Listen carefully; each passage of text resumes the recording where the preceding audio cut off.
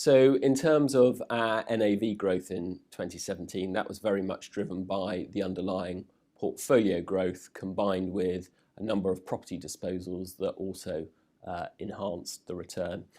Picton also has a very strong covered dividend, and clearly that excess income is retained on balance sheet that further drives NAV growth.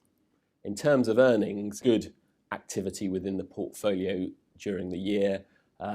There was rental increases, lower financing costs, and we had a number of sort of one-off income coming into the cash flow that ended up, at a headline level, seeing dividend cover of I think 144%, and even stripping out that one-off income, dividend cover was 115%.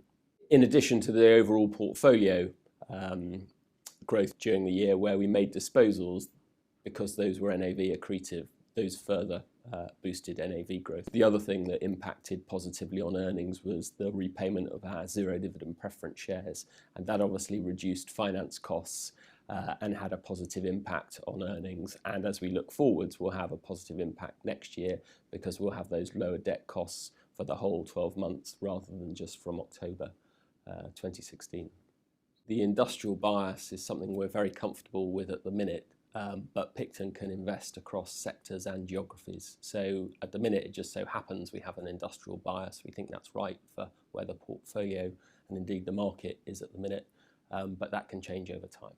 And clearly the overweight position to the industrial sector helped our performance. Our London portfolio actually performed well last year.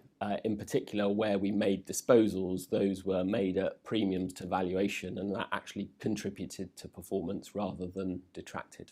So at a property level, we've now outperformed IPD over the measured 1, 3, 5 and 10-year time horizons. That's something we're particularly pleased with.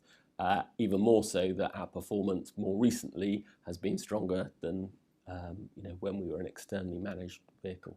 So there are a number of advantages, I think, to being internally managed. One of which is the sort of clear focus that the team has working on this company and this company only, which is very unlike a more externalized model. Secondly, there's clear alignment between the staff and shareholders in remuneration.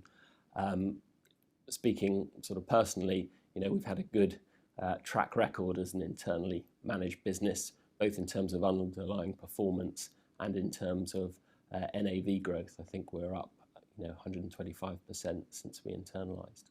So in terms of being occupier focused, that's very much putting occupiers at the heart of our business and recognising that occupiers paying rent is the cash flow that drives the business.